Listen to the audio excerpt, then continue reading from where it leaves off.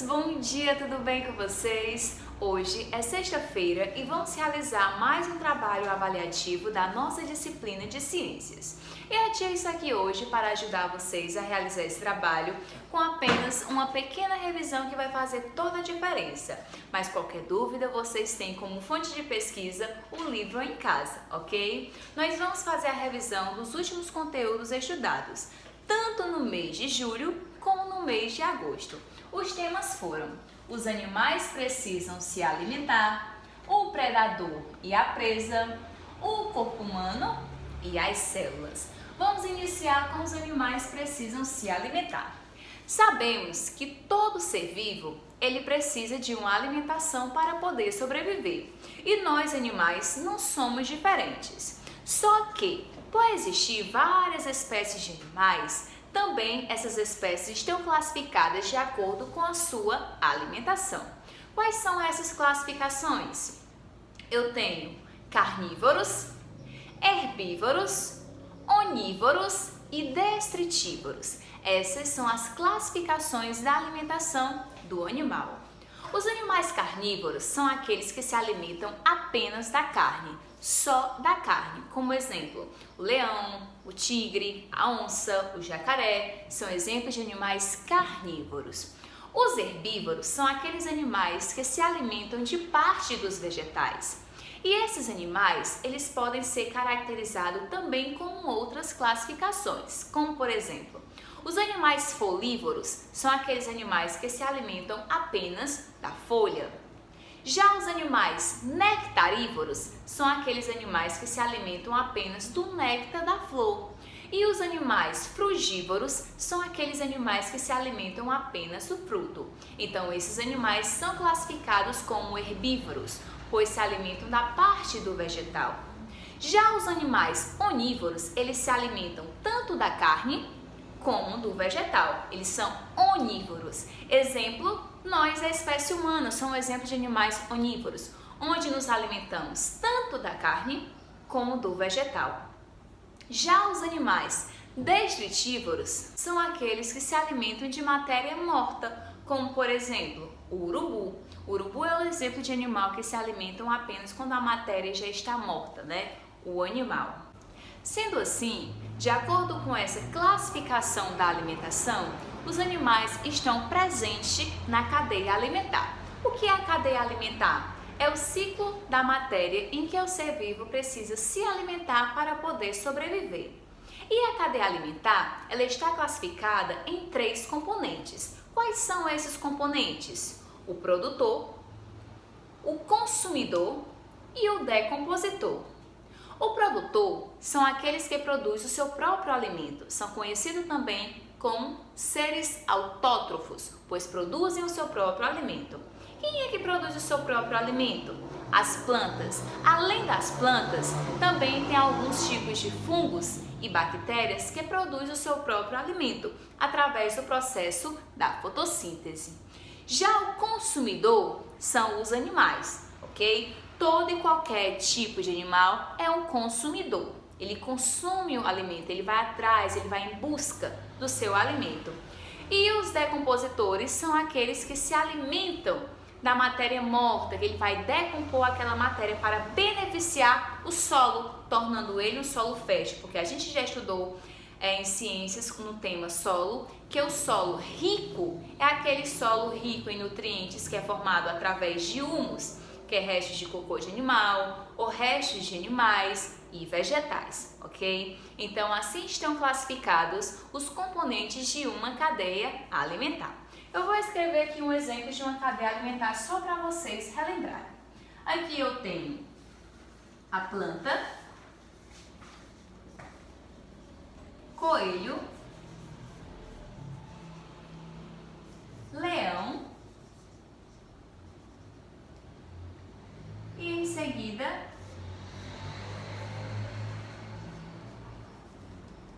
vou colocar fungos, melhor. Se eu perguntar aqui a vocês, quem é o produtor dessa cadeia alimentar? Quem é que produz o seu próprio alimento? As plantas. Então, a planta aqui, ela vai ser o produtor, pois ela produz o seu próprio alimento. Se eu perguntar quais são os consumidores no plural, quais são eles, os consumidores? Eu vou ter o coelho e o leão. Por quê? Porque o coelho se alimenta da planta e o leão se alimenta do coelho, ok? Então aqui eu tenho produtor, consumidor e outro consumidor. Agora, se eu perguntar de acordo para ordenar essa classificação da cadeia alimentar, quem é o consumidor primário? É o coelho, porque o coelho ele está primeiro, porque ele vai consumir a planta. E quem é o consumidor secundário? Será o leão, porque ele vai consumir o coelho. Consumidor primário, consumidor secundário. Se eu perguntar quem é o decompositor da cadeia alimentar, será o fungos, porque os fungos vão se alimentar tanto da planta, como do coelho, como do leão, quando ele já estiver sem vida, eles estiverem mortos, não é verdade? Então vai ser os fungos como decompositor nessa cadeia alimentar. Então também posso fazer outro tipo de classificação. Quem aqui é o consumidor herbívoro? É o coelho, porque o coelho se alimenta da planta. Agora, se eu perguntar quem é o consumidor carnívoro? É o leão, porque o leão vai se alimentar da carne do coelho. Então, aqui eu tenho uma classificação de uma cadeia alimentar. Para que os animais possam sobreviver e viver bem em seu ambiente natural, precisa ocorrer o equilíbrio ecológico, o equilíbrio natural da própria natureza.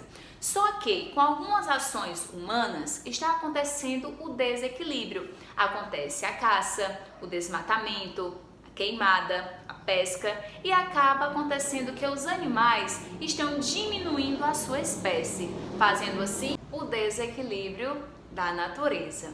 Estudamos também sobre o predador e a presa. Vocês lembram o que são os predadores? Bem, o predador ele é conhecido como aquele que caça, que ele vai em busca. E a presa, a tia ensinou para vocês que vamos compreender como vítima. Então, o predador é o caçador e a presa será a vítima. No caso aqui da cadeia alimentar, eu posso dizer que o predador é o leão e a vítima é o coelho, porque o leão é que está caçando. Então, o coelho, ele é a vítima. Então, eu tenho o predador e a presa. Diante disso, os animais utilizam alguns meios de defesa para tanto se defender dos outros animais, como eles também utilizam para beneficiar em busca da sua alimentação. Vamos lá identificar? Lembrando, não são somente os animais que possuem esse mecanismo de estratégia de defesa, as plantas também realizam eles, ok? Vamos lá para um dos primeiros mecanismos da estratégia de defesa. Eu tenho a camuflagem. A camuflagem é quando o animal ele desempenha uma coloração no seu corpo mediante ao ambiente aonde ele está localizado, ou seja, ele vai se camuflar, ele vai ficar da mesma cor daquele ambiente. Um exemplo é o camaleão. Ele utiliza essa estratégia de defesa tanto para pegar a presa, como também para ele se vitimizar de acordo com o predador que vai consumir. Então chamamos esse tipo de estratégia de camuflagem. A coloração de advertência é a segunda estratégia onde os animais utilizam para expor o seu corpo em relação aos outros animais, advertendo que ele é venenoso, ou seja, quanto mais o animal possui uma coloração mais chamativa, como está um exemplo no livro de vocês, alguns tipos de rãs, quanto mais ele tem uma coloração forte, significa que ele possui veneno em seu corpo. Assim, eles advertem aos outros animais e os animais acabam saindo, ao invés de consumir esses animais. Um outro mecanismo é o mimetismo, onde um animal imita o outro como forma para proteger do ataque de outros animais. Já o mimetismo é um outro mecanismo de defesa que os animais utilizam, como por exemplo, eles imitam um outro animal. No caso, aí no livro de vocês, eu tenho a aranha, onde ela imita a formiga, fazendo algumas ações que elas realizam, mostrando que são parecidas com o animal que está imitando. Temos também o exemplo da cobra coral. Estudamos também sobre o corpo humano. O nosso corpo é uma máquina perfeita que trabalha sem parar. ou seja, trabalha dia e noite. Mesmo quando estamos dormindo, ele continua funcionando, devido por termos movimentos voluntários e movimentos involuntários. Voluntários é quando temos o total controle, que são os braços e as pernas. Já os involuntários é quando a gente não controla, que é o coração, os pulmões, os rins, fígado. Então são movimentos involuntários, eles trabalham sem a nossa coordenação, os nossos comandos. O corpo humano possui diversas partes, então para melhor estudá-los, ele foi classificado em 3: cabeça, tronco e os membros. Então, a cabeça ela é dividida entre 2 partes, entre o crânio e a face. O crânio é um osso que ele protege um órgão muito importante, que é quem? O cérebro, que ele tem como função coordenar e controlar todo o nosso corpo. Já a face é o que chamamos de rosto, onde encontramos os olhos, nariz, boca e orelha. Também podemos chamar isso de órgãos dos sentidos. Já o nosso tronco, ele é dividido também em 2, que são quem? O tórax e o abdômen. O tórax é essa região peitoral, onde fica armazenado a caixa torácica, onde protege tanto o coração, onde bombeia sangue para toda parte do corpo, como os pulmões, que fazem a troca gasosa, dos gases, tanto o oxigênio como o gás carbônico. E no abdômen, que é essa parte da barriga, fica localizado vários órgãos, como quem? O intestino, os rins, fígado, estômagos e outros. Já os membros, eles são classificados entre membros superiores, que é a parte de cima, que são os braços, e os membros inferiores, que são as pernas, que é a parte de baixo. Então, superior, cima, inferior, baixo. Agora vamos caracterizar as partes do nosso corpo. Eu tenho a cabeça, eu tenho o pescoço que liga a cabeça ao tronco, eu tenho o tórax, o abdômen, o ombro, o antebraço, cotovelo, braço, punho, mão, palma da mão, dedos e unhas. Nos meus membros inferiores, eu vou ter quem? Coxa, bumbum, joelho, perna, calcanhar, pés, dedos e unhas. Quem é o maior órgão do nosso corpo? Qual é o maior órgão do nosso corpo que reveste todo o nosso corpo? A pele. Então a pele é o maior órgão que reveste todo o nosso corpo devido por estar em toda parte. Está na cabeça, está nos braços, está no nosso tronco, está nas pernas e enfim. O nosso corpo possui vários órgãos que desempenham funções diferentes e isso nós vamos conhecer nas nossas futuras aulas, aonde nós vamos conhecer sobre os sistemas cardiovascular, sistema urinário, sistema digestório e entre outros sistemas que vamos estudar daqui para frente. O corpo da maioria dos seres são formados por células. O que são células? São pequenas partículas que compõem o nosso corpo, aonde elas só podem ser vistas através do auxílio do microscópio. A célula ela é classificada em 3 partes: membrana, citoplasma e o núcleo. A membrana é a parte mais externa, de fora da célula. Citoplasma é a parte que fica entre a membrana e o núcleo. E o núcleo é a parte central da célula. Alguns seres podem ser formados por apenas uma única célula, onde são chamados de seres unicelulares, como por exemplo os fungos e as bactérias. Já outros seres são formados por várias células, onde eles são conhecidos como seres pluricelulares, que são os animais e os vegetais. As células podem ser de 2 diferentes tipos: as células eucarióticas, encontradas nos animais e vegetais, e as células procarióticas, encontradas nos fungos e nas bactérias. Geralmente, toda célula eucariótica ela é bem maior que a célula procariótica, devido de acordo à sua formação num ser vivo. De acordo com a formação da célula, ela possui a sua função. O núcleo ele é responsável pela reprodução da célula. Já o citoplasma é responsável pela sobrevivência, por armazenar substâncias. E a membrana, ela protege e envolve toda a célula.